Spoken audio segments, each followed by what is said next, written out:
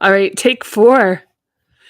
So this is like an ongoing technology experiment, and hopefully the end result is that these just get better. In the short term, they're declining because I'm trying all this different stuff, and some stuff is working, some stuff isn't.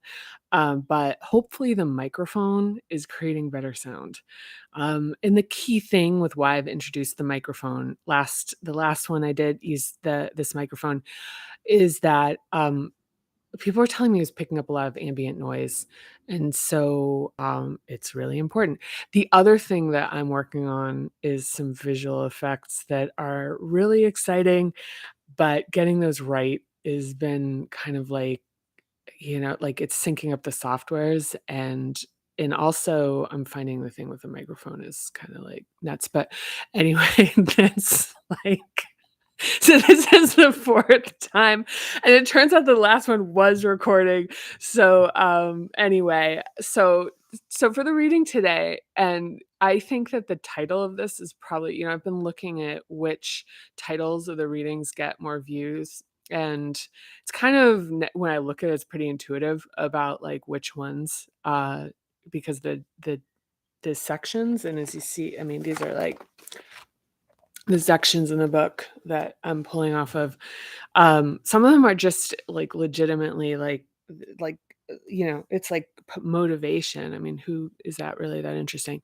But anyway, so today what I'm going to read, I'm going to do this like relatively quickly because I've just spent a ton of time just like kind of, I don't know, like goofing off, like I don't know what you call it, what I've just been doing. Um yeah. Uh, but here we are. And yeah, sound hopefully improved. But I'm going to read. And so for focus and discipline, one of the things I am really excited about is adding in visual elements onto the screen. I think that that's going to really help. And especially if you're in the class, instead of using the slide deck, and like there's ways to make it interactive and stuff. So I'm kind of like feeling like that's worth the pursuit of it. So anyway, so I'm going to just jump in and read. And then, if you have any comments, please please jump in. All interaction is like profoundly appreciated. It helps me figure out what matters to people and what people want to hear and what people don't like. It really supports the direction of this. So anyway, enough of that. I'm going to read this. And this is on page 122. So focus and discipline. So devotion is the ardent dedication and loyalty of consistently showing up for what we love and giving it our best, even on days when our best isn't that great. A parent or anyone in committed, loving relationship knows that love involves consistently showing up, and this includes the days we don't feel up to it. Every day will have different capacities.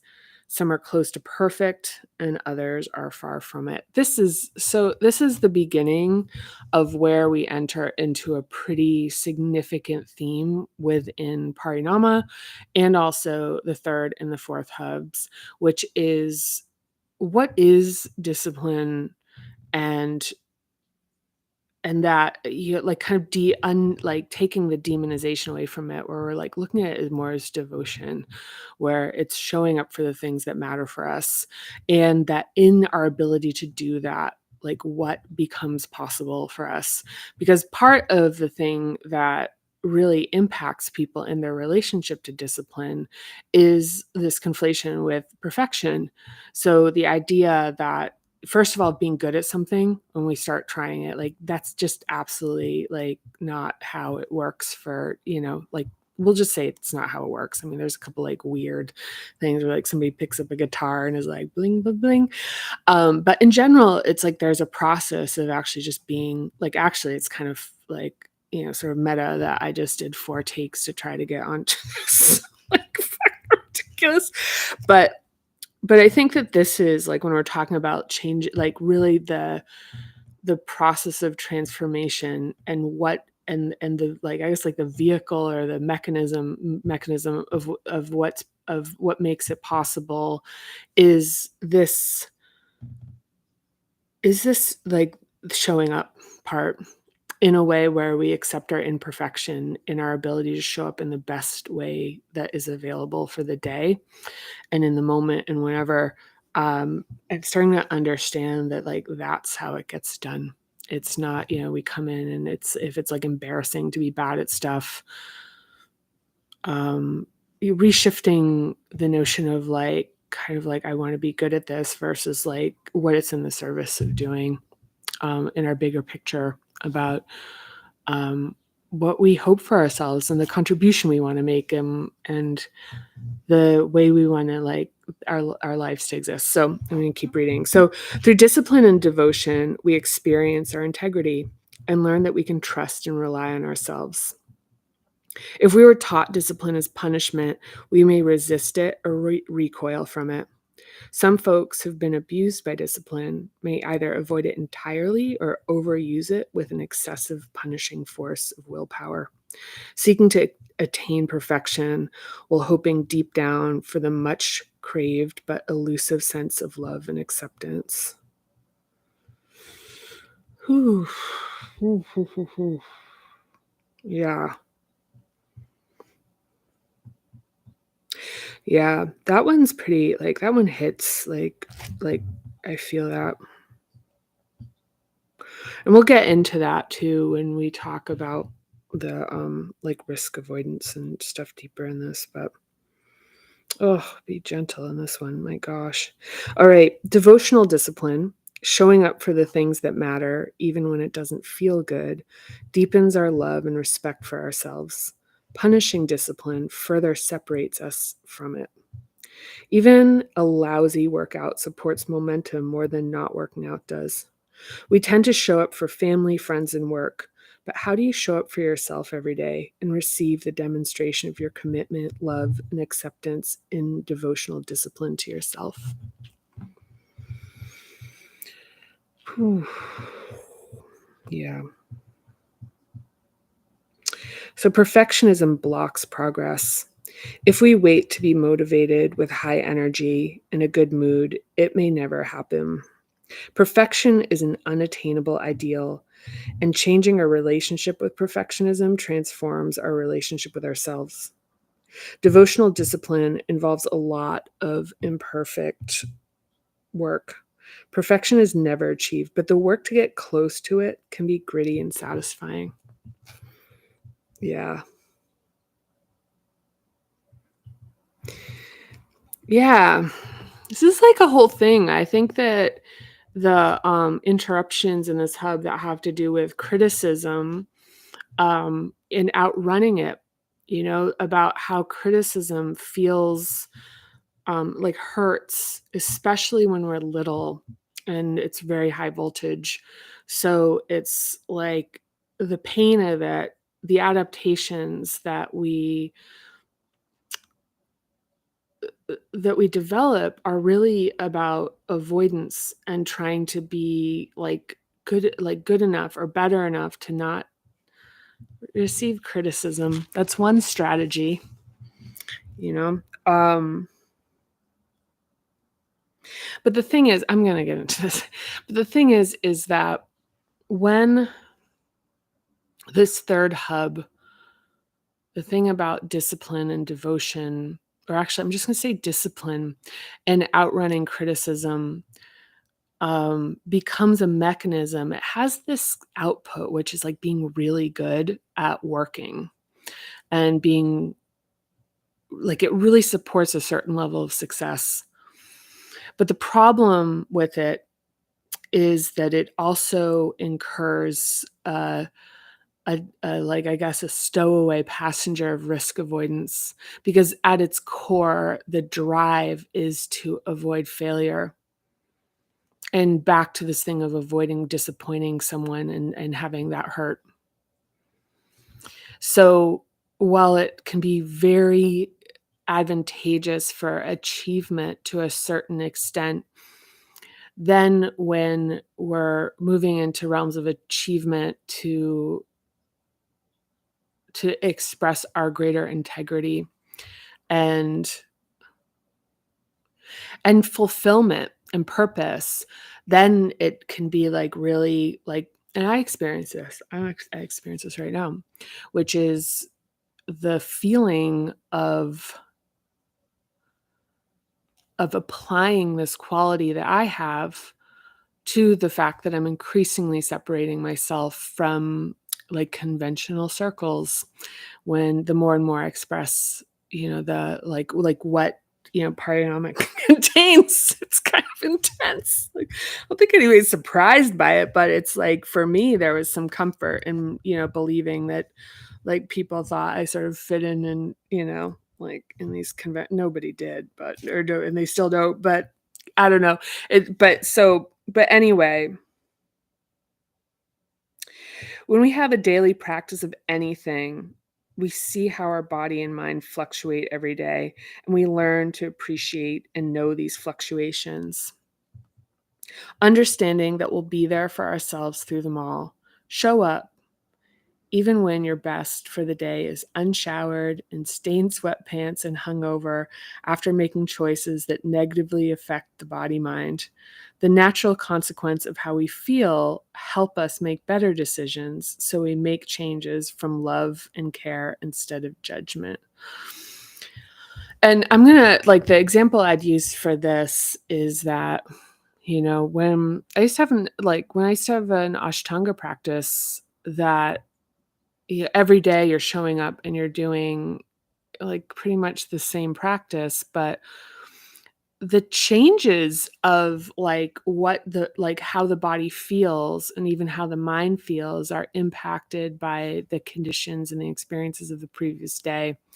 And after a while, if you're spending a couple hours like with the like very like face to face with the consequences of like having either like eaten too much or like whatever, not getting enough sleep, or even, something happening in the day previous that's like really absorbing of a certain aspect of emotion.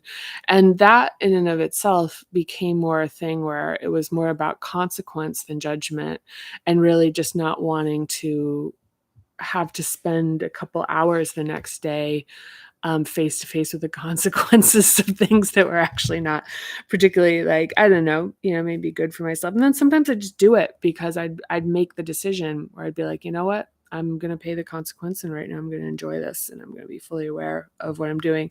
So just show up for what you care about: relationships, exercise, meditation, writing, or anything that matters to you in the best form available today. On good days and bad, just show up. If you need to look great every time you show up and be well rested and well dressed, you reduce your attendance to a fraction of what's possible. Being good at being bad at things is a brilliant ability. If you've been heartbroken by a parent who could not show up for you consistently or at all, or if you had a parent who showed up but struggled, I get it. My daily yoga practice taught me how to find the unconditional love of showing up within myself, not because it was yoga, but because I consistently did something for myself every day by spending time on and paying attention to my body mind. Previously, I'd been unable to fully accept love because I was afraid of my bad days. I would think, if you only knew. In any consistent practice, there are days when it's so hard that it's unbearable, and days when it's so easy it feels like cheating. A body feels different every day depending on factors that can be identified and others that cannot. I've learned that the hard days are the ones that make the easy ones extraordinary, and I know I can trust and I know I can trust myself. Love is found in devotional discipline, and it's the domain of both the third and fourth hubs. We examine it here in the third hub because the overuse and misuse of punishment and shaming actions interrupt our relationship with discipline. But in the fourth hub, we continue to build on this practice as part of what it means to love: showing up. So, just as a note here, like when on that's related to writing the book, is that I wrote this book. I didn't know how to write a book. I mean, I've said this before, but I'll kind of say it again, is that I'd never really written anything. I don't have a particularly great education. Um, I have good education, I guess, but like I didn't, I like, and the thing is that there were times where it just felt awful. It was just so foreign to sit down in front of a computer and not know what I was doing. I didn't even know, like, how you're supposed to write a book. I didn't know the stages of writing a book until it was over because I'd made so many mistakes in terms of investing too much energy in parts of the process that would be cleaned up in later, like, phases, like proofreading, and even, like, how editing works. I didn't know how editing works. So, without knowing what a final outcome would be and what the gates are and stages, and oddly enough, it's, like, really hard to learn. I kept trying to I kept having, interviews and talks with people and reading things and watching things, and it's like, "How does this work?" And for whatever reason, folks talk about different components of writing, like either the creative part of getting ideas like here's how to publish, but they're like really kind of the soup to nuts thing. It's funny because I actually saw it written out for the first time when I went on the website of the freelance like editors. I forget what the name of it is, but when I put the job posting to proofread my book, there was, like, in the proofreading in explaining, like, how you go through the process, it actually explained what each stage of developing a book is, and proofreading is the final, but that was something where I was like, "Oh." Like, it was the end, and it's funny because this is, like, a bit of a digression, but I don't yeah, no, I'm not gonna do that. I'm gonna go back to the thing about focus and discipline, and I remember there was a book I read by the podcasters Georgia Hardstark and Karen Kilgariff, who do, My Favorite Murder. And one of the things that was in it that really, like, I was like, "Woo," it just came at exactly the right time, was that I think it was Georgia who'd written, like, "You don't have to, like just show up. Just show up. It doesn't have to look good. You don't have to be in a great mood. You don't have to be anything. Just show up." I forget how it was put. It might even like, it was in a manuscript version. But, this thing about showing up and what I would do is when, I was like, I'm writing a book and it was just like a Google Doc with a bunch of, kind of like with no structure. I mean, I didn't even know how to structure writing a manuscript and even organize it. I didn't even, oh my gosh, now it's bringing back all these memories about how like headings and subheadings and chapters and also that I was like building something that doesn't really have a precedent, so I couldn't follow like another book's structuring. And so I was just like, I'd just be flailing. Like the Word doc, like the subheadings list, because there's so many chapters and sections, it was like really chaotic. It was really chaotic. And I remember my editor was like, wow, um, her thing that she used to say to me was, with this much shit, there's gotta be a pony in here somewhere. Yes. The stable boy statement. Um, but the thing that the practice, the way that I broke through it, which is the way I broke through it is I would sit down every day, even if it was just to like sit there and like stare at the wall, but I was creating space for it. And even if I'd sit down and be like, "I really don't feel like doing this. This feels awful. I don't know how to do it."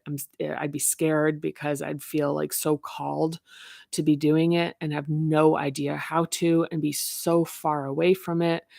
Um, I'd, like, already, like, given up, it's like I just felt, like, very compelled and had already kinda created the space in my life, and so I'd be scared too. I'd be scared that I didn't know how to do it, and so but I would, with those that notion of, like, show up for it anyway, is I just sit at my desk.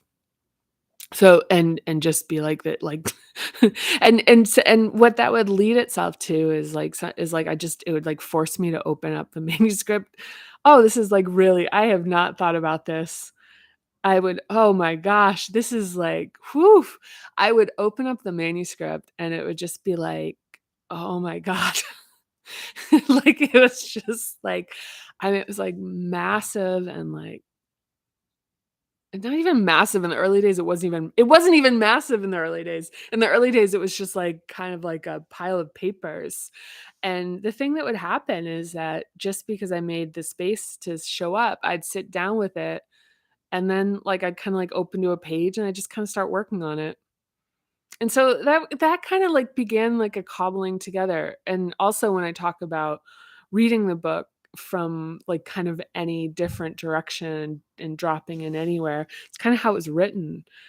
I actually forgotten to what extent that I would as I was building the structure for this in terms of, like, the framework, which is, like, learning what the hub is, understanding the interruptions that relate to it, and the adaptations and holding patterns, and then the techniques and exercises, that didn't exist, like, that even that notion of, like, that being the it sequentially, like, didn't exist, and then even what gets included in each hub and what's, like, a little extra or not enough, and then it's like, okay, well, where does the initial development go, and, it's like, how much is too much, and, whatever, and kind of the way it worked, especially in the earliest of versions, was that there was no it was just showing up and then, like, kind of, like, dipping into it, or there'd be something that would be really topical and that I'd just kind of go and find it and reread it and start working on it. But there's this book, it's 171,000 words, and there are literally 171,000 words that didn't make it into the manuscript because there's just a whole thing, like, this is another thing of the process, which was that the first version of the book was really I think it's it's biographical, or I don't know what the word is for it.